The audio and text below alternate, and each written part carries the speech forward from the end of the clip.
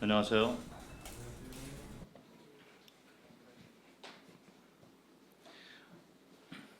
오늘은 하나님의 건축 원리라는 제목으로 말씀을 보려고 합니다. 하나님의 은혜 가운데서 우리가 과거에 반역죄인이었음에도 불구하고 지금은 자녀로서 또 성도로서 삶을 살아가고 있습니다.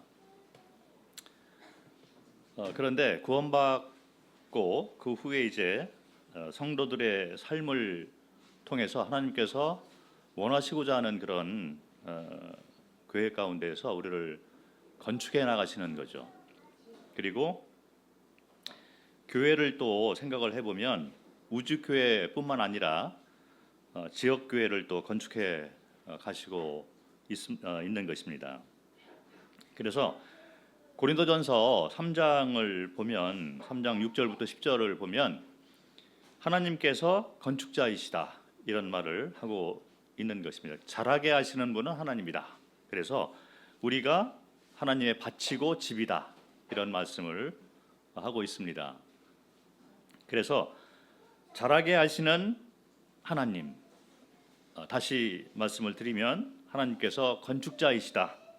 우리 삶을 건축해 가시는 그런 하나님, 지역교회를 건축해 가시는 하나님이신데, 하나님께서 건축자로서 건축을 해 가는데 건축을 해 나가는 원리가 있다는 것을 오늘 말씀을 좀 드리려고 합니다. 그래서 칭의의 구원에 관해서도 하나님의 건축 원리가 있는 거예요. 그리고 구원받은 성도들이 어떻게 성숙해지고 성장해 나가는가, 이 성화의 원리에 있어서도 하나님의 건축 원리에 따라서 이걸 해 나가고 있다는 것이고, 그 후에 이제 주님이 다시 오시면 상을 받게 되고 칭찬을 받게 되는 그 원리도 하나님의 건축 원리 가운데 담겨져 있는 것을 우리가 알 필요가 있는 것입니다. 그래서 이 하나님의 건축 계획과 건축 원리에 따라서 우리 삶과 이 지역교회 또 우리가 맡고 있는 이 사역들이 이루어져 가야지 공적이 남아있고 하나님께서 기뻐하시는 그런 건축으로 이렇게 남아있게 되는 것입니다. 겉으로 보이는 어떤 형태나 규모, 조직 이런 것들이 잘 갖춰져 있다 하더라도 하나님께서 원하시는 그 건축 원리에 따라서 지어지지 않은 것들은 때가 되면 다 무너지게 되고 남아있지 않게 된다는 것이 성경의 가르침이 되는 것입니다. 이스라엘 백성들의 삶을 보면 민수기 1장과 2장을 보면 이스라엘 백성들이 이제 출애굽을 하고 광야 생활을 시작을 하게 됩니다. 그래서 광야 생활 둘째 해에 이제 민수기 1장과 2장에서 인구 조사를 하게 되는 거죠. 그리고 하나님의 말씀에 따라서 성막을 중심으로 12지파가 이제 진영을 이루고 그 진영에 따라서 진행을 하게 됩니다. 그래서 광야 생활을 이렇게 하게 되는데 하나님의 구름 기둥과 불 기둥이 함께해서 보호하시고 인도하시는 그런 하나님의 은혜 가운데서 이 이스라엘이 진영을 이루고 이제 광야의 생활을 진행을 하게 되는데, 겉으로 볼 때는 규모가 잘 갖춰져 있고 진영이 아주 정렬이 잘 돼 있는 그런 상태, 거기에다가 하나님의 구름 기둥과 불 기둥이 함께하고 있는 그런 아주 아름다운 그런 형태를 갖추고 있는데, 잘 아시는 바와 같이 어떤 문제가 발생되었을 때 이스라엘 백성들이 흔들리고 불신하고 불평하는 것을 우리가 볼 수가 있는 것입니다. 그래서 의식주 문제가 연결이 되어지고 또 적의 공격을 받고 광야 생활 가운데 이런 문제들이 있을 때 잘 갖춰져 있는 형태가 아주 아름답게 갖춰져 있는 그런 그 모습임에도 불구하고 많이 흔들리고 불신하고 넘어지고 갈라지고 이런 것이 이제 이스라엘 백성들의 여정이었던 것을 우리가 볼 수 있습니다. 왜 그랬을까요? 자, 이 겉으로 볼 때는 건축이 잘 돼 있는 것처럼 보이는 거죠. 그리고 그 한가운데 성막이 있고 불기둥과 구름기둥 그리고 12지파가 진영을 잘 갖춰서 가고 있음에도 불구하고 그 터를 보면 하나님의 건축 원리 가운데 세워져 있는 터가 아니고, 그리고 진행해 가는 그 과정 가운데서 성도들의 이 삶의 모습들이 하나님의 건축 원리 가운데 터가 잘 잡혀 있는 그런 것이 아니었다는 것입니다.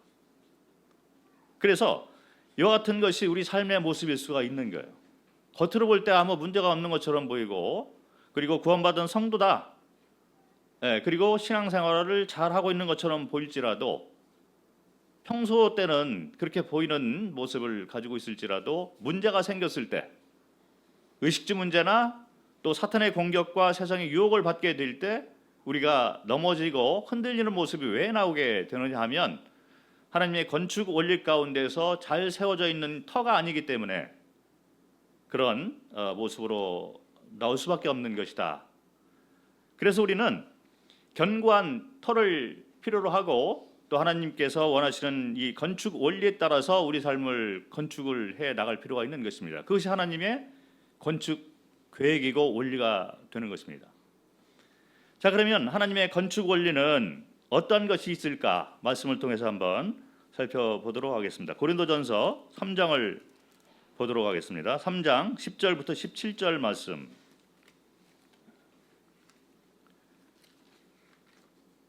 잘 알고 있는 그런 말씀인데 이 가운데 하나님의 건축 원리가 담겨져 있습니다. 고린도전서 3장 10절부터 17절까지 제가 한번 읽도록 할 것이 아니라 같이 읽도록 하겠습니다. 자, 10절부터 한번 읽도록 하겠습니다. 같이 한번 읽겠습니다. 시작. 내게 주신 하나님의 은혜를 따라 내가 지혜로운 건축자와 같이 터를 닦아두매 다른 이가 그 위에 세우나 그러나 각각 어떻게 그 위에 세울까를 조심할지니라. 이 닦아둔 것 외에 능히 다른 터를 닦아줄 자가 없으니 이 터는 곧 예수 그리스도라. 만일 누구든지 금이나 은이나 보석이나 나무나 풀이나 집으로 이 터 위에 세우면 각 사람의 공적이 나타날 터인데 그날이 공적을 밝히리니 이는 불로 나타내고 그 불이 각 사람의 공적이 어떠한 것을 시험할 것입니다. 만일 누구든지 그 위에 세운 공적이 그대로 있으면 상을 받고 누구든지 그 공적이 불타면 해를 받으리니 그러나 자신은 구원을 받되 그간서 받은 것 같으리라. 너희는 너희가 하나님의 성전인 것과 하나님의 성령이 너희 안에 계신 것을 알지 못하느냐? 누구든지 하나님의 성전을 더럽히면 하나님이 그 사람을 멸하시리라. 하나님의 성전은 거룩하니 너희도 그러하니라. 자, 이 가운데 칭의가 있고 성화가 있고 영화가 있습니다. 그래서 칭의를 다루고 있는 성경 구절은 10절과 11절이 되는 거예요. 이 칭의의 구원을 우리가 받게 되었는데 이 터가 예수 그리스도다 이렇게 말을 하고 있는 거고, 그 다음에 이 터 위에 우리가 건축을 해 나가는 이 집을 쌓고 이제 확장이 되는 것을 쌓아가야 되는데 금이나 은이나 보석으로 쌓는 사람이 있고 또 나무나 풀이나 집으로 쌓는 사람이 있다. 성화의 원리를 얘기를 하고 있는 것입니다. 그래서 그거는 여기 12절 13절을 성화의 원리로 우리가 볼 수가 있고 14절과 15절은 이 공적이 남으면 이제 상급을 받게 된다. 그래서 영화의 구원하고 관계가 됩니다. 그래서 10절 11절은 칭의의 구원, 그리고 12절 13절은 성화의 원리, 그리고 14절 15절은 영화의 구원을 말을 하고 있는데 이 칭의와 성화와 영화를 이뤄나가는 것을 돕는 것이 성령이다. 그래서 16절과 17절에 성령이 우리 몸에 들어와 있다는 것을 말을 해주고, 만약에 이와 같이 성령의 인치심과 성령의 인도하심에 대해서 우리가 성령을 무시하거나 더럽히거나 그렇게 할 것 같으면 하나님께서 기뻐하지 않는다 이런 말씀을 해주고 있는 것입니다.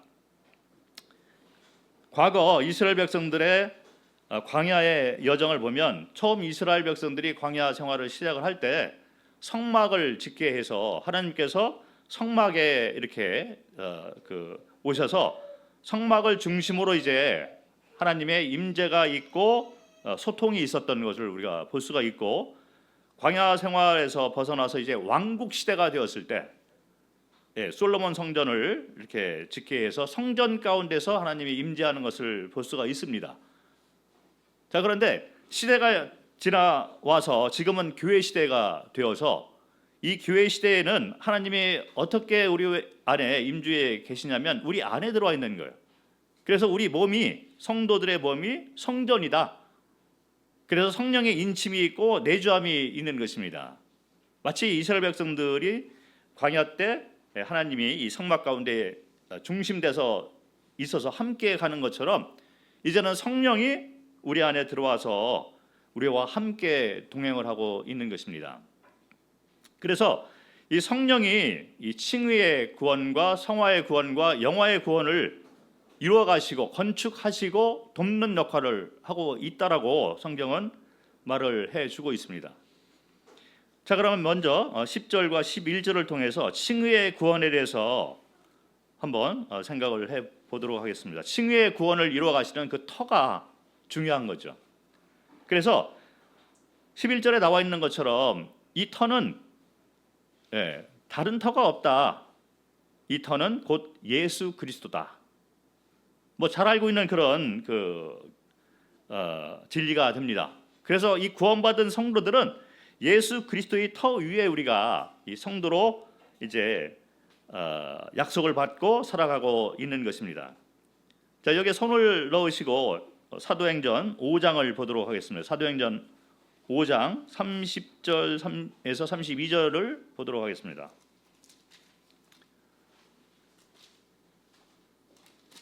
뭐 자주 접하는 그런 성경 구절들인데 중요한 교리들이 이렇게 담겨 있는 거죠. 사도행전 5장 30절 읽겠습니다. 너희가 나무에 달아 죽인 예수를 우리 조상의 하나님이 살리시고 32절까지 같이 읽겠습니다. 시작. 이스라엘에게 회개함과 죄사함을 주시려고 그를 오른손으로 높이사 임금과 구주로 삼으셨느니라. 우리는 이 일의 증인이요 하나님이 자기에게 순종하는 사람들에게 주신 성령도 그러하니라 하더라.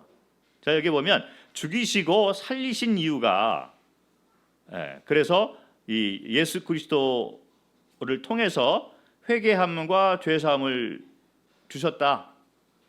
그래서 죽이시고 살리신 후에 예수 그리스도를 높여가지고 임금과 구주로 삼으셨다는 거죠. 그래서 사도들과 또 성령이 이 일에 대해서 증인이다 이런 말을 하고 있습니다. 그래서 예수 그리스도의 터라는 것은 이분을 우리가 왕과 주인으로 모시고 그리고 구주, 이 재판장으로 이 땅에 오셨다는 이 터 위에 우리의 구원이 있는 것입니다. 칭의의 구원은 예수 그리스도가 나의 삶의 왕이요 주인이고 이분이 선의 악의 기준을 예수 그리스도의 보혈을 통해서 정해 놓으셨다. 그래서 이분이 재판장으로서 이 땅에 오신 것은 구주로서 오셨다. 이 터 위에 우리가 칭의의 구원을 얻게 된 것입니다. 뭐 잘 알고 있는 그런 대속사역을 우리가 생각을 할 수가 있는 거죠. 그래서 이 하나님 예수 그리스도의 주인 되심, 왕 되심, 재판장 되심은 창세기 처음부터 나오고 있는 그런 그림이 됩니다. 성경 전체를 통하는 맥이 되는 거죠. 그래서 생명나무와 선악을 알겠는 나무를 통해서 생명나무, 생명의 주인이고 선악을 알게 하는 나무, 이 말의 의미인 것처럼 선과 악은 내가 정하는, 내가 재판장이다 이런 것을 선포하시는, 그래서 예수 그리스도를 우리가 왕과 주인과 재판장으로 모시는 이 믿음 안에서 우리는 칭의로 구원을 받게 되는 것입니다. 그것이 이제 칭의의 구원인데, 고린도전서 3장으로 돌아와서 23절을 보면 너희는 그리스도의 것이요. 자, 우리가 그리스도에 속한 자가 되어서 이분이 나의 왕이고 주인이라는 말을 하고 있는 거예요. 그리고 4장 4절을 보면 내가 자책할 아무것도 깨닫지 못하나 이로 말미암아 의롭다 함을 얻지 못하노라. 다만 나를 심판하실 이는 주시니라. 그래서 예수 그리스도가 재판장이라는 말을 하고 있는 거예요. 성경 전체에서 이분이 나의 생명의 근원이고 왕이고 주인이다. 그리고 선과 악의 기준을 정하시는 재판장. 그래서 심판하실 이는 예수 그리스도다. 이런 말을 성경 전체에서 말을 해주고 있어서 이 터 위에 우리는 거듭남의 하나님의 자녀가 된 것입니다. 그리고 성도로서 이제 의롭다함을 여기게 된 것입니다. 자, 그런데 이 예수 그리스도의 터 위에서 우리가 칭의의 구원을 받게 되었는데 좀 주의해야 될 것이 있습니다. 누누이 말씀을 드리지만 아무리 강조해도 지나치지 않는 그런 시각이 있어요. 영적 시각이 있는데 그게 뭐냐면 우리가 받은 선물에 머물러 있을 것이 아니라는 것입니다. 우리 초점이 예수 그리스도가 우리 삶의 터가 되는데 이 예수 그리스도를 바라보면서 우리가 어떤 시각으로 바라보느냐가 중요하다는 거죠. 많은 분들이 내가 구원받았어, 나는 이제 천국 갈 수 있어, 그래서 선물에만 초점을 맞춰 가지고 살고 있다는 것이 문제가 되는 것입니다. 여기서 말하고 있는 예수 그리스도가 터가 되었다, 이 말은 단지 선물에 초점이 맞춰져 있는 것이 아니라는 것입니다. 우리가 구원받았다라고 하는 것은 선물을 주신 분과의 관계가 회복된 거라는 얘기가 되는 거예요. 그래서 우리가 예수 그리스도를 우리 삶의 터로 이렇게 삼고 걸어가고 있다는 것은 내가 받은 선물에 머물러 있는 것이 아니라 거기에 초점이 맞춰져 있는 그 터가 아니라 선물을 주신 분이 나의 왕과 주인이다. 그리고 재판장이기 때문에 내 삶의 가치관과 선악의 기준이 바뀌었다라는 얘기를 하고 있는 것입니다. 자, 우리가 이스라엘 백성들의 이 광야 생활을 살펴보면 잘 갖춰져 있는 그런 대열을 가지고 불기둥과 구름기둥을 중심으로 해서 이제 가고 있는 거예요. 자, 그런데 말씀드렸지만 문제가 생겼을 때 흔들리고 불신하고 불평하고 갈라지고 이런 모습을 볼 수 있는 것이 왜 그랬느냐? 그들의 초점은 선물에 맞춰져 있었기 때문이라는 것입니다. 그래서 이스라엘 백성들이 원했던 것은 뭐냐면 광야가 가나안 되기를 원했던 것입니다. 선물에 초점에 맞춰져 있는 터를 가지고 광야를 지나갔기 때문에 이 광야가 가나안이 되기를 원하는 마음이 있는 거예요. 그런데 광야에서 의식주가 이제 문제가 생기고 적들이 공격하고 이렇게 어려움을 당하게 되니까 선물에 초점을 맞추고 걸어갔던 이 터를 가지고 걸어갔던 사람들이 불신을 하게 됩니다. 그리고 하나님을 향해서 불평을 하게 되고 대적하는 모습을 갖게 되는 것이죠. 자, 그러면 광야에서 이들이 가나안 땅에 들어가면 그들의 삶이 바뀌었을까요? 그렇지 않습니다. 똑같이 선물에 관심을 갖고 선물에 초점을 맞춰서 터를 가지고 있는 성도들의 모습은 이스라엘 백성들이 광야에서 당했던 모습이나 가나안 땅에 들어가서도 이스라엘 백성들이 행했던 것을 보면 현대 크리스천들도 똑같은 그런 잘못된 터를 가지고 살아갔을 때 문제가 된다는 것을 말을 할 수가 있는 것입니다. 이스라엘 백성들이 광야에 있을 때 선물에 초점을 맞추다 보니까 광야가 가나안 땅이 되기를 원했어요. 자, 그런데 가나안 들어가서 그들이 그러면 합당한 삶을 살았을까요? 가나안 땅에 들어가서도 그들은 선물에 초점을 맞추고 살아가게 되었는데 그래서 전쟁을 알지 못하는 사람이 된 것입니다. 전쟁을 알지 못하는 세대가 그 터를 어떻게 가지고 있었냐면 선물에 초점을 맞추고 터를 세웠다는 것입니다. 자, 그러면 현대를 살고 있는 성도들은 어떨까요? 우리 가운데 삶의 모습에 만약에 우리가 받은 대속사의 이 선물에 초점이 맞춰져 있는 터를 가지고 있다면 전쟁을 알지 못하는 사람이 되고, 그리고 문제가 생겼을 때, 문제가 없을 때는 뭐 잘하고 있는 것처럼 보여요. 겉의 모습은 잘 가고 있는 것처럼 보이지만 문제가 생겼을 때 불신하고 불평하고 교회에서 떠나고 세상을 동경하고 이런 모습으로 흔들릴 수밖에 없다는 것입니다. 무엇이 문제일까? 하나님과의 관계가 잘 되는 그 터를 가지고 살아야 되는데, 이분이 나의 삶의 주인이고 재판장 돼서 살아가는 것이 올바른 터임에도 불구하고 그 터 대신 선물에 초점을 맞추고 살고 있는 성도이기 때문에 문제가 생겼을 때는 내가 왜 이 어려움을 당해야 돼? 하나님 도와주십시오. 광야가 가난되기를 원합니다.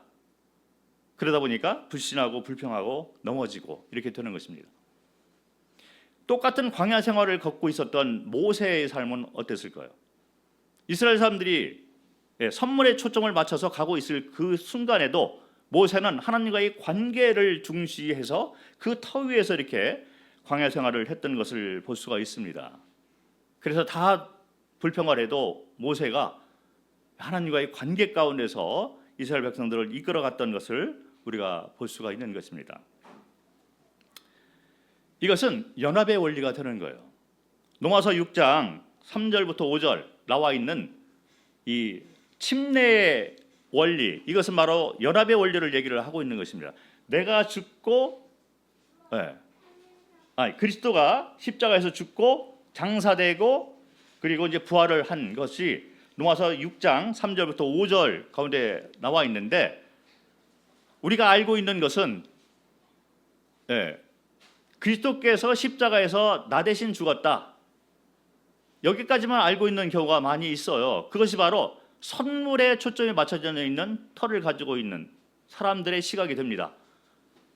그래서 성도들하고 이렇게 대화를 해보면, 감사합니다, 예수 그리스도가 나 대신 죽고 부활하셔서 권유를 증명을 하셨습니다. 거기까지만 알고 있는, 그래서 이 예수 그리스도의 대속사를 통해서 내가 선물을 받았습니다, 나는 구원받은 자가 됩니다, 감사합니다까지만 하고 있는 분들이 많이 있다는 거죠.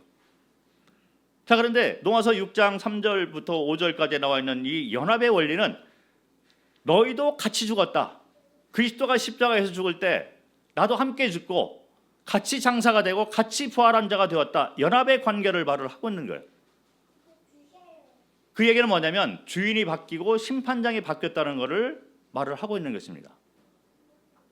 그래서 이 터가 구원받을 때부터 터가 잘 잡혀 있어야 돼요. 그래서 확실한 복음의 내용을 우리가 전달할 필요가 있는 것입니다.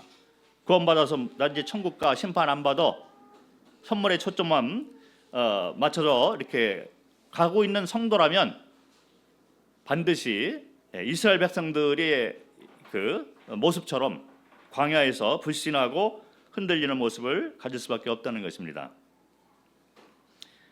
그래서 연합의 원리는 뭐 복음의 내용 가운데 우리가 공부를 하고 있지만, 창세기 1장부터 3장에 나와 있는 삼위의 하나님이 하나님의 형상에 따라 우리를 만드는, 이것이 너무나 놀라운 진리의 터가 되는 것입니다. 삼위의 속성, 삼위가 하나가 되기 위해서는 연합이 필요하고 소통이 필요하고, 삼위가 소통이 필요하잖아요. 그래서 우리가 만들자, 연합이고 소통이고 동행, 언약, 이런 것이 있는데, 구원받은 성도가 확실한 이런 이 터 위에서 이렇게 구원을 받았다고 하면 주인과의 관계가 다시 회복이 돼서 그분과 내가 연합이 된 관계 가운데, 소통의 관계, 동행의 관계 가운데서 나는 하나님의 자녀가 되었다, 이 터가 확실한 터가 된다는 거죠. 그래서 선물에만 초점이 맞춰서 우리가 예수 그리스도를 믿고 있다면 광야에서 흔들렸던 그 이스라엘 사람들의 모습을 우리가 그대로 가지고 살게 된다는 것을 말씀을 통해서 알 수가 있는 것입니다. 그래서 만찬 예식을 우리가 이렇게 할 때도 마찬가지예요. 뭐 만찬 예식의 그 의미 가운데도 똑같이 이렇게 우리가 기억을 해야 될 것은, 이분이 나의 삶의 왕이고 주인이라는 거죠. 그리고 선과 악의 기준을 정하시는 재판장이다. 그래서 이분이 죽고 부활했을 때 나도 죽고 같이 부활한 자가 되었다. 연합된 자가 되었다. 그리고 이분과 내가 소통의 관계, 양방간의 관계 가운데서 살아가고 있다. 그래서 성령이 내주하고 있는 거죠. 그리고 동행, 놀라운 가르침을 성경은 우리에게 말을 해주고 있는 것입니다. 그래서 이 견고한 터가 우리 삶의 원동력이 되어야 된다는 것입니다.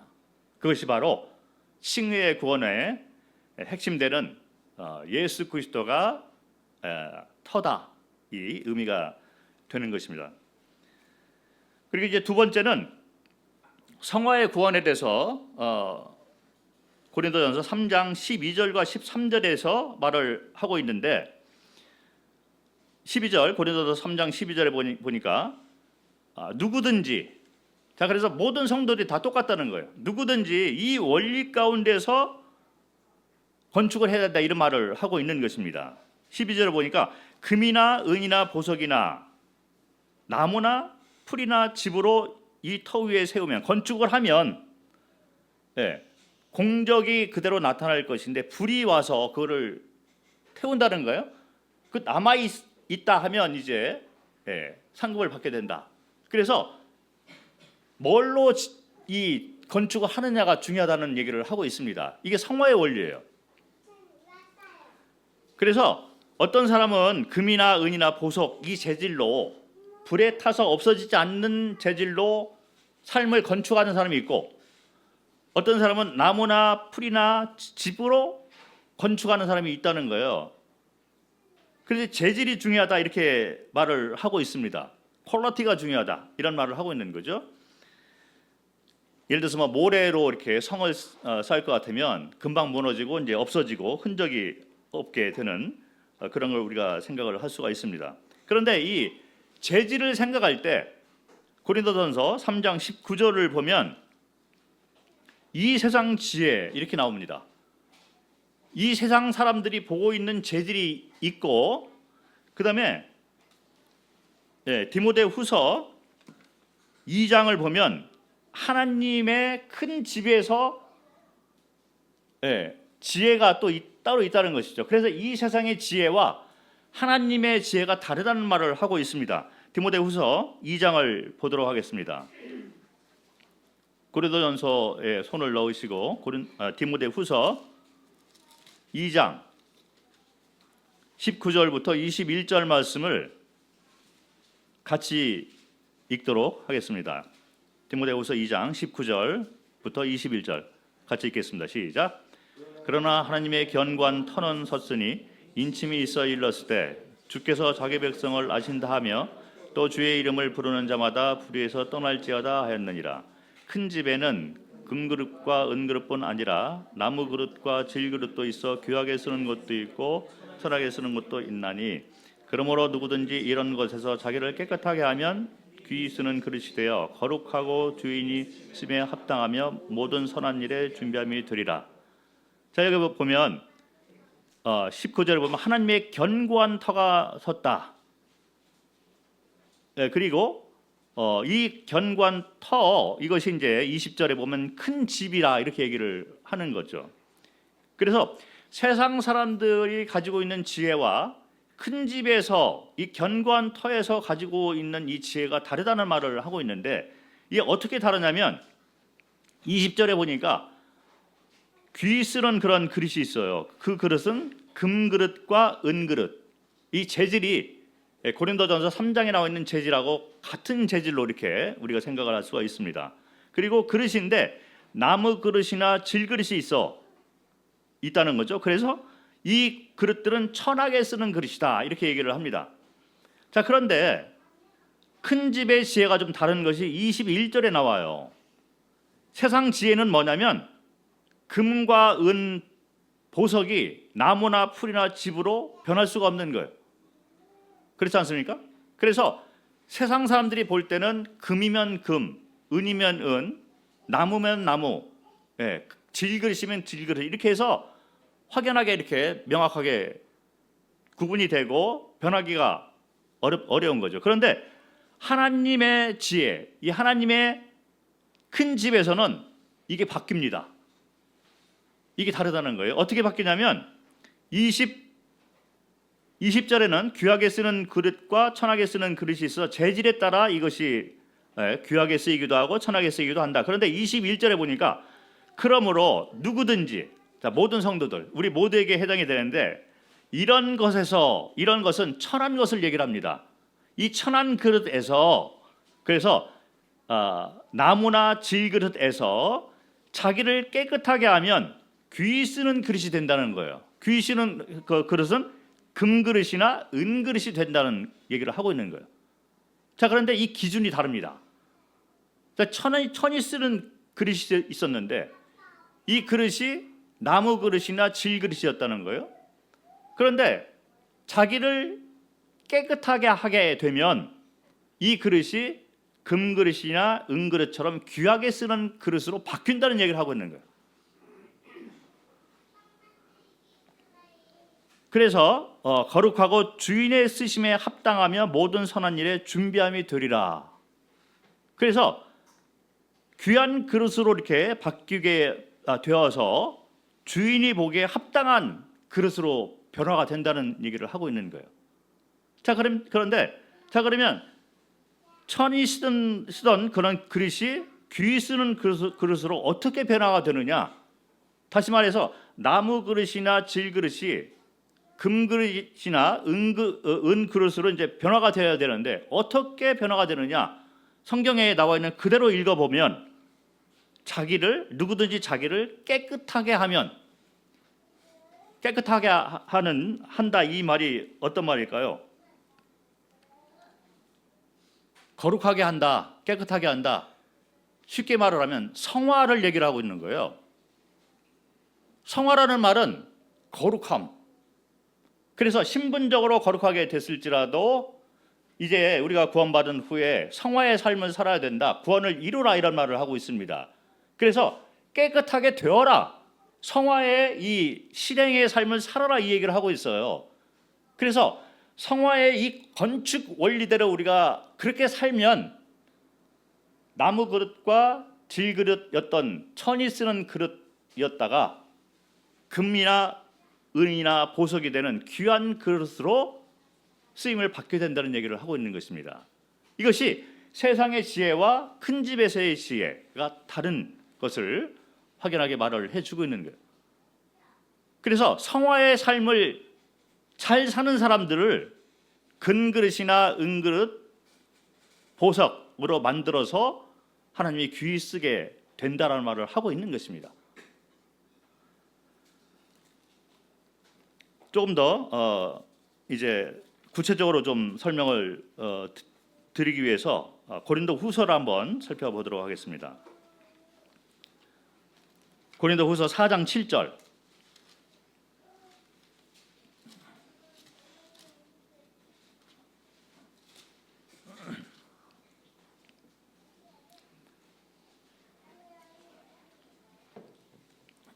고린도 후서 4장 7절을 같이 읽겠습니다. 시작.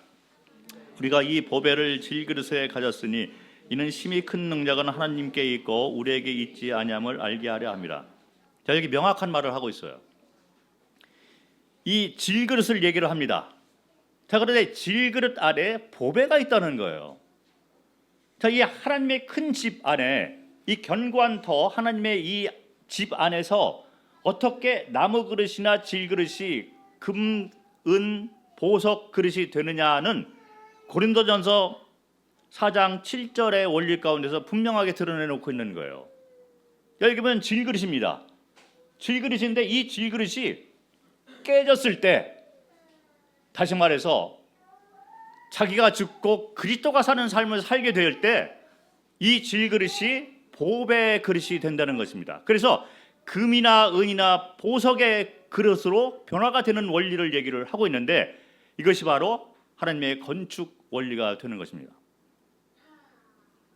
다른 방법은 없는 거예요. 그래서 성화의 원리라는 것은 내가 죽고 그리스도가 산다는 얘기가 되는 거예요. 나는 원래 질그릇인데 이 질그릇이 깨어지지 않게 되면 그대로 질그릇으로 우리는 건축을 하게 되는 것입니다.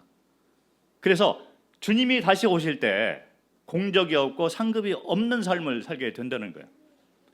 그래서 구원받았지만 건축을 열심히 하고 사역을 많이 하고 주님을 부르는 삶을 살고 있지만 여전히 자기가 주인 되고 심판장 돼서 살아가고 있다면 그 그릇은 질그릇으로 남아있기 때문에 없어질 그릇이 된다는 거예요. 천이 쓰는 그릇으로 남아있을 수밖에 없다는 거예요. 이스라엘 백성들의 광야 생활처럼 겉으로 볼 때 규모가 있고 형태가 잘 갖춰져 있는 신앙생활을 하는 것처럼 보일지라도 자기가 스스로 주인 돼 살고 심판장 돼서 사는 모습을 가지고 있다면 안에 있는 보배가 드러나지 않기 때문에 그 삶은 나무나 풀이나 집이나 질그릇으로 흙으로 만든 그릇이다. 그래서 잘못된 터 가운데 건축을 하고 있다. 재질이 잘못된 걸로 하고 있다. 이런 얘기를 하고 있는 것입니다. 그래서 우리는 내려놓음이 필요한 거예요. 성화의 원리는 깨어짐의 원리가 됩니다. 연합의 원리라는 것은 내가 죽고 그리스도가 사는 삶. 나는 깨어져야지 이 질그릇이 깨어졌을 때 보배가 나오게 된다는 것이 바로 연합의 원리가 되는 것입니다. 그래서 로마서 6장 3절부터 5절에 나와 있는 연합의 원리는 그리스도가 죽었을 뿐만 아니라 나도 같이 죽었다. 이게 성도의 삶의 원리가 되는 거예요.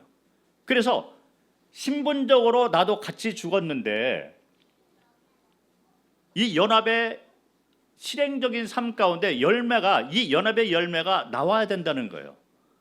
그래서 그 삶을 통해서 우리는 건축을 해 나가는 것입니다.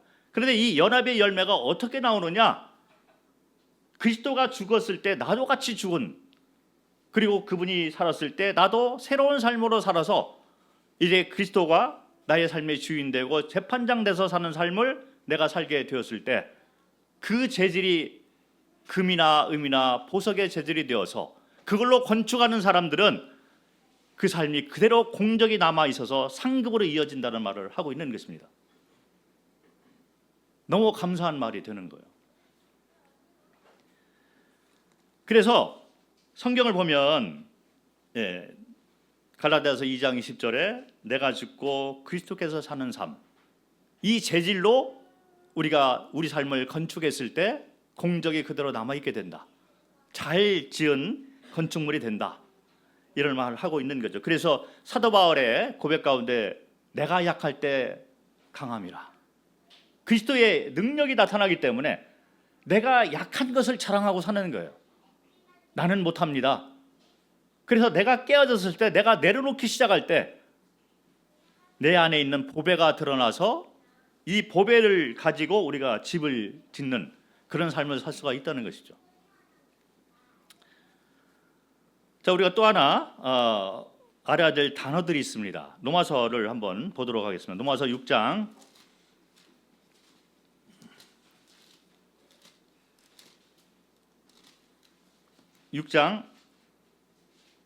6절을 보겠습니다.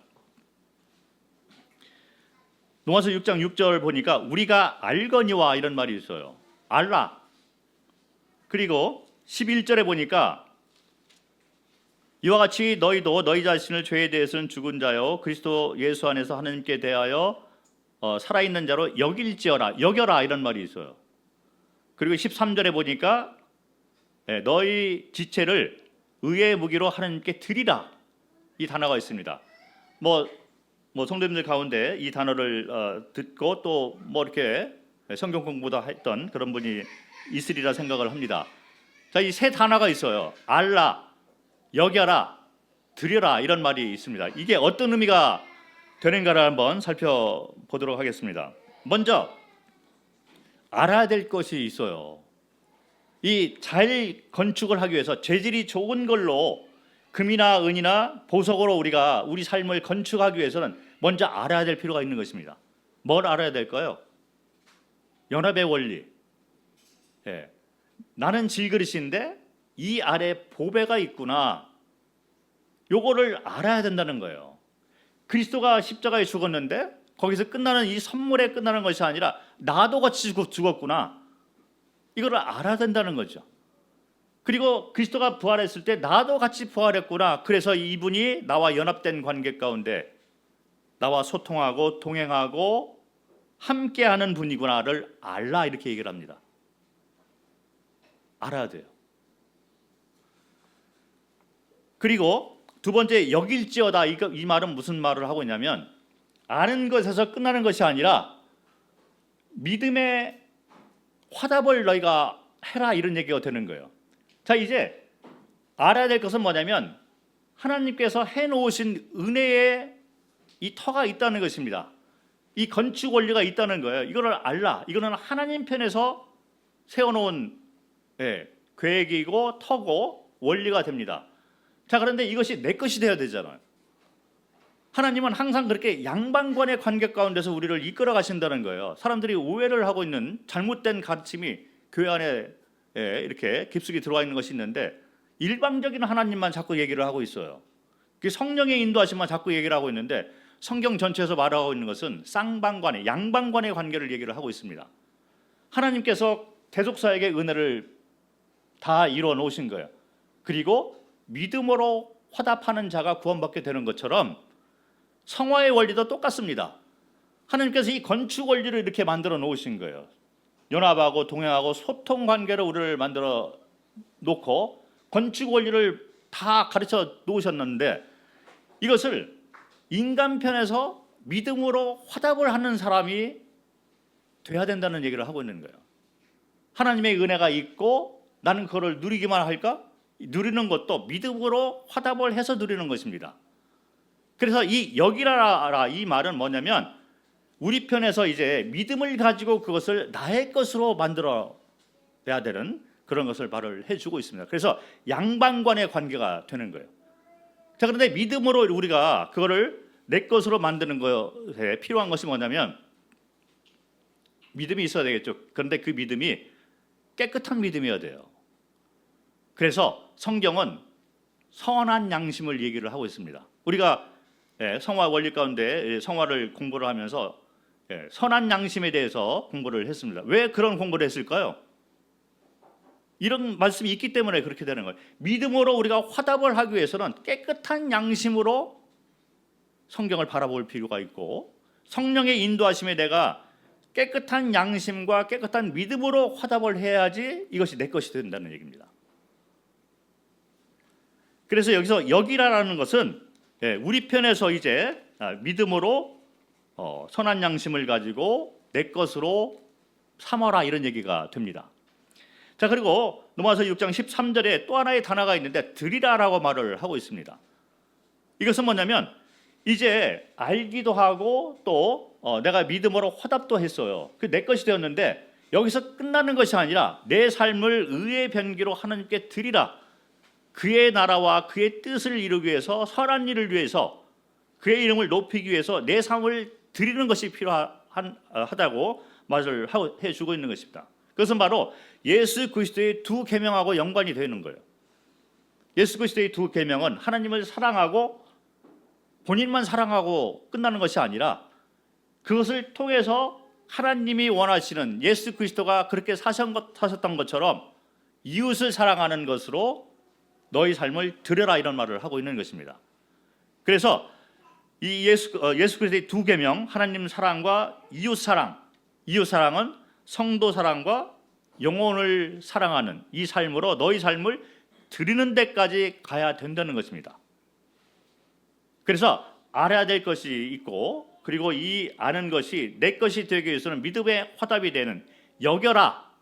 그리고 난 다음에 여기서 끝나는 것이 아니라, 이기적인 삶으로 끝나는 것이 아니라 너희 삶을 하나님을 위해서 의의 변기로 드려라. 삶으로 열매를 맺는 거기까지 나아가라라고 이렇게 말을 하고 있는 것이 하나님의 건축 원리가 됩니다. 자, 그런데 우리 삶을 보면 우리 가운데 어떤 분들은 알지 못하는 분이 너무 많이 있는 것 같아요. 그래서 성경을 읽는 것에 대해서 관심이 없고, 어떤 분들은 그런 얘기도 들었는데 구원받았는데 10년이 지나도록 성경을 한 번도 안 읽었다. 이해가 안 가는 말을 하는 분들이 계셔요. 그리고 성경을 아는 것에 대해서 관심이 없습니다. 성경을 공부하는 것에 대해서 관심 없는 그런 분들이 제법 있어요. 교만일까요? 그런데 하나님의 건축 원리는 알라 이렇게 말을 하고 있습니다. 알아야 돼요. 안다는 것은 먼저 로마서 6장 이런 연합의 원리 이걸 알아야 될 거 아니에요. 그리스도가 죽은 것뿐만 아니라 나도 죽었구나. 예. 나무가 또 질그릇이 어떻게 금과 은의 그릇으로 바뀔까 알아야 된다는 거예요. 나는 질그릇인데 내가 깨어졌을 때 보배 그릇이 되는구나 알아야 될 필요가 있는 것입니다. 그래서 성경을 읽어야 되고 우리가 건전한 교회에 대해서 이 털을 가지고 있을 필요가 있는 것입니다. 자, 그런데 어떤 분들은 알고는 있어요. 공부를 열심히 하고 성경을 열심히 읽어가지고 지식이 있습니다. 그래서 성경을 몇 번 읽었어, 뭐 성경 공부를 나는 어떻게 하고 있어, 계속 얘기를 하고 있는데 여기는 것에 대해서 부족한 분이 있습니다. 이것을 믿음으로 나의 것으로 만드는 것에 대해서는 교만이 있어요. 그래서 지식은 가지고 있지만 믿음으로 자아가 깨어지지 않고 여전히 내려놓지 못하는 삶을 사는 사람들이 교회 안에 많이 있습니다. 그래서 영적인 바리새인처럼 나는 성경을 많이 알고 있고 성경을 많이 읽고 있으니 다른 사람들이 어떻게 하고 이런 것이 다고 판단으로 이렇게 보여질 때가 있는 것입니다. 그래서 말씀을 이렇게 전하고 말씀을 들을 때 그 말씀이 자기 것이 되는 것이 아니라 지식이 오히려 판단하는 잣대로 이렇게 일을 하는 경우가 많이 있는 것입니다. 자, 이와 같은 모습이 왜 나올까를 살펴보면 믿음의 화답이 안 되는 거죠. 깨끗한 양심을 가지고 알고 있는 이 성경 지식이 자기 것이 되는 것이 아니라 여전히 교만. 질그릇이 깨어져야 보배가 나오는데 안 깨지고 있는 거예요. 그런데 알고는 있습니다. 내가 깨어졌을 때 이 보배가 나오는데 알고 있어요. 지식적으로 알고 있는데 여전히 깨어지지 않는 모습을 가지고 있다면 여전히 질그릇인 건데 더 위험해요. 왜냐하면 본인이 주인 돼서 사는 것뿐만 아니라 재판장 돼서 남을 또 판단하고 뭐 이렇게 하니까. 그래서 우리는 알고 있는 데서 끝나는 것이 아니라 이것이 지식으로 끝나는 것이 아니라 깨어짐의 삶의 모습으로 나와야 된다는 거예요. 이것이 바로 여겨라라는 의미가 됩니다. 알고 이제는 여기고 그래서 낮아지고 겸손한 모습으로 우리가 나와야 되고 그 다음에 이기적인 성도가 아니라 복음을 전하고 성도를 사랑하고 이런 삶으로 드리는 삶까지 가야 된다는 것이 성경의 가르침이 됩니다. 땅 끝까지 이르러 복음을 전하라는 말을 왜 우리가 무시하면서 살까요? 이기적인 삶을 살고 있는 거죠. 어떤 분들은 본인은 잘하고 있는 것처럼 얘기를 하는 경우가 있어요. 실제로 모습을 보면 깨어진 삶을 살고 있는 모습이 보이는 성도가 제법 있습니다. 알고 있고 그리고 성화의 원리 가운데 나는 성화에 대해서 알고 있어. 그래서 깨어지는 모습까지 보이고 있는데 그 삶이 교회 안에서만 이기적인 삶으로 이렇게 보이는 경우가 제법 있는 것 같습니다. 우리는 교회에 머무는 것이 아니라 밖으로 나가는 삶을 살 필요가 있는 것입니다. 그래서 밖으로 나가서 복음을 외치고 그리고 이제 성도를 사랑하고 이 한몸된 그 지체를 사랑하고 밖으로 나가서 화목케 하는 직책을 담당하는 이 드리는 삶까지 이어지는 것이 하나님의 건축 원리가 되는 것입니다. 자, 그렇게 살게 되었을 때 다시 고린도전서 3장으로 돌아오도록 하겠습니다.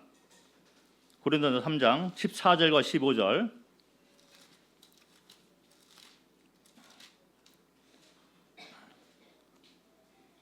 이제는 영화의 구원에 대한 건축 원리를 또 얘기를 하고 있습니다. 고린도전서 3장 14절 15절 보면 만일 누구든지 그 위에 세운 공적이 그대로 있으면 상을 받고 누구든지 그 공적이 불타면 해를 받으리니 그러나 자신은 구원을 받되 불 가운데서 받은 것이니라. 자, 여기 보면 공적이 불타면 해를 받는다. 공적이 그대로 있으면 상을 받게 되잖아요. 이거 뭐 기쁜 일입니다. 그런데 공적이 불타게 되면 해를 받는다 이렇게 얘기를 하고 있어요. 엄청 손해를 보게 될 것이다 이런 얘기를 하고 있는 것입니다. 받을 수 있는 것인데 못 받게 된다는 얘기를 하고 있어요. 지금은 실감이 안 날 수도 있어요. 자, 그런데 실감이 되어져서 이것이 사실로 우리 삶 가운데 일어나게 되었을 때, 그때 후회해도 돌이킬 수 없다는 얘기를 하고 있는 거예요. 그때 할 수 있는 것은 뭐냐면, 내가 잘못 살았네? 나는 잘 사는 걸로 생각을 했는데 내가 헛살았네? 나는 열심히 사역을 한다고 했는데 내가 세운 건축의 재질이 잘못되었네? 내 이름이 이 땅에 그대로 남겨져 있고 드러나고 있고 하나님의 이름 대신 내 이름이 높아진 이 재질을 가지고 내가 건축을 했네? 다 없어진 걸 보면서 후회를 할 수밖에 없고, 그것이 고통이고 슬픔이고 후회가 된다는, 그래서 해로다 이런 말을 할 수밖에 없다는 것입니다. 자, 우리의 삶이 얼마나 남아 있는지 우리는 모르는 거예요. 자, 그런데 여전히 우리가 구원받은 지 오래되었어도 여전히 질그릇처럼 내가 그대로 살아있는 삶을 살고 있다면, 내가 주인 되고 심판장 돼서 살고 있는 그런 모습으로 터를 가지고 살고 있다면, 그때가 되었을 때 나는 구원받았지만 불 가운데서 구원받은 자로 남아있게 된다는 것입니다. 그리고 내가 열심히 사역을 하고 열심히 주님의 이름을 위해서 이리 뛰고 저리 뛰는 삶을 살고 있을지라도, 내가 하고 있는 이 사역, 이것이 내가 드러나는 사역으로 하고 있다면, 질그릇에 이 재질로 지금 하고 있는 사역이라면 때가 되었을 때 다 불타 없어진다는 거예요. 나의 이름을 위해서 하는 사역, 내가 하고 있는 이런 교회, 헌신, 이와 같은 것들이 재질이 잘못되어 있다면 나는 구원받되 불 가운데서 구원받은 자가 된다는 얘기를 성경은 하고 있는 것입니다. 자, 디모데후서 2장을 보도록 하겠습니다. 디모데후서 2장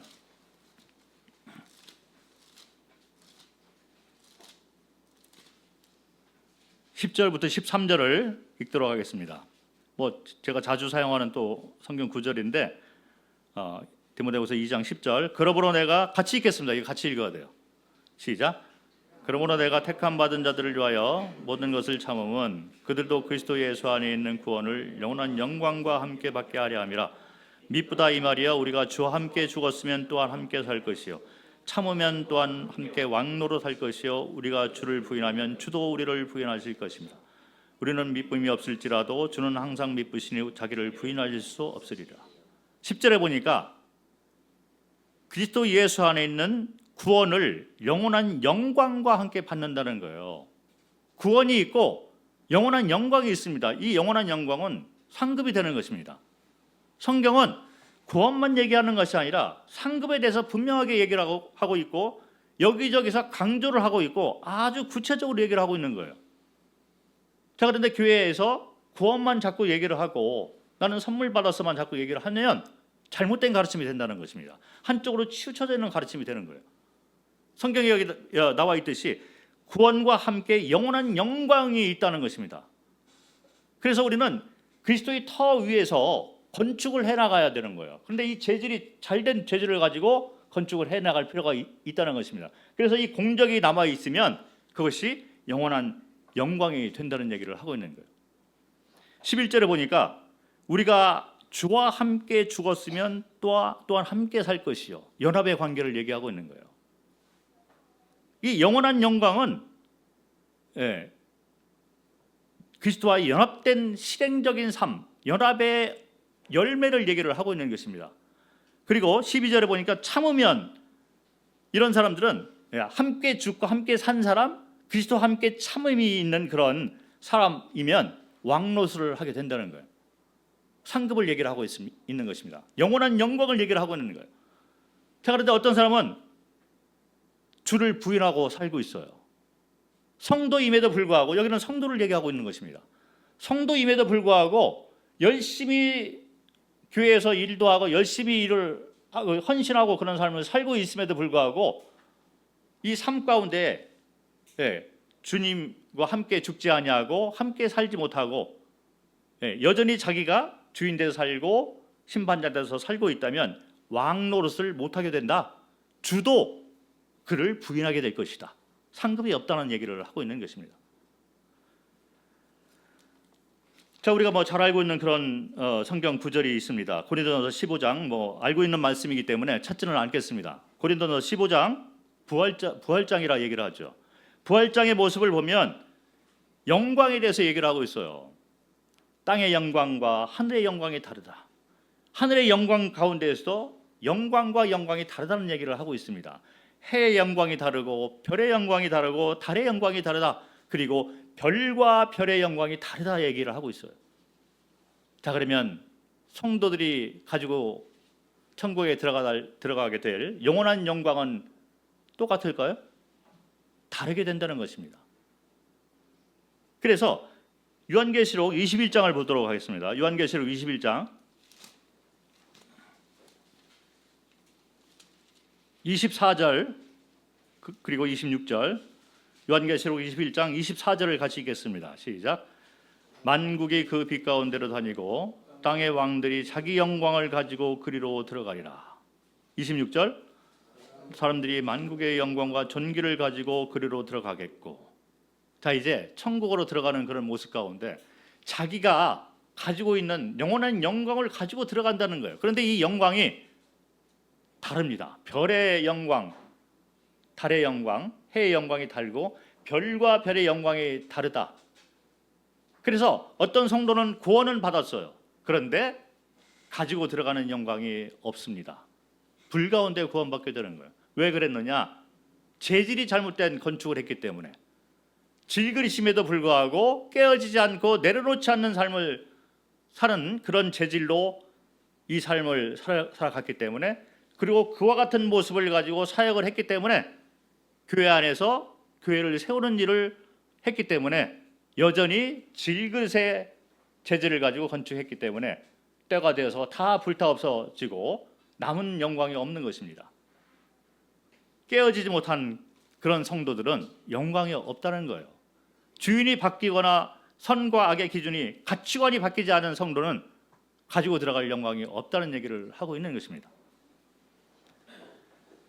그래서 히브리서 11장 6절에는 하나님을 기쁘시게 하는 자들은 그가 계신 것과, 그가 주인이고 왕이고 재판장으로 계신 것과 그를 찾는 자에게 반드시 상급을 주시는 일을 믿는 믿음이어야 된다는 얘기를 하고 있는 것입니다.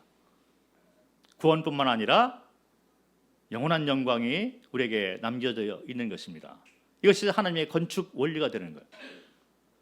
자, 그래서 결론적으로 말씀을 드리면 우리는 칭의의 구원 가운데 예수 그리스도가 우리의 삶의 터가 됩니다. 이것은 단지 내가 선물 받은 것에서 끝나는 것이 아니라 주인이 바뀌고 재판장이 바뀌는, 선과 악의 기준이 바뀌는 삶을 우리가 새롭게 가지게 되었다는 얘기를 하고 있는 것이고, 그 위에 이제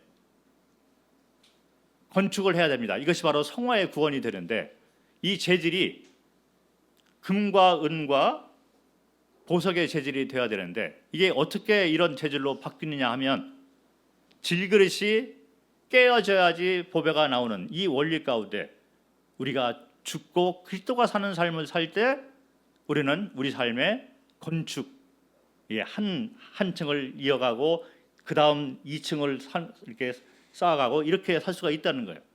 그런데 내가 죽지 않고 여전히 내가 주인 돼서 사는 그런 삶을 살면 겉으로 볼 때는 건축이 잘 되는 것처럼 보이고 사역을 잘하고 있는 것처럼 보이고 명성을 얻는 그런 모습으로 보일지라도 때가 되면 다 무너지는 그런 잘못된 건축 터와 원리를 가지고 쌓은 건축물이 된다. 잘못된 인상을 살게 된다라고 성경은 경고를 하고 있습니다. 그래서 이와 같은 건축 원리를 바탕으로 우리가 영원한 영광을 가지는 그런 삶을 살게 되어야 된다는 거죠. 그래서 알고 여기고 믿음으로 화답을 하고, 그리고 삶을 들여서 이웃을 사랑하는 데까지 선한 일을 위해서 우리 삶을 드리는 것까지 우리는 이어져야 된다라고 성경은 말을 하고 있습니다. 그래서 오늘은 하나님의 건축 원리에 대해서 말씀을 통해서 살펴봤습니다. 네, 감사합니다.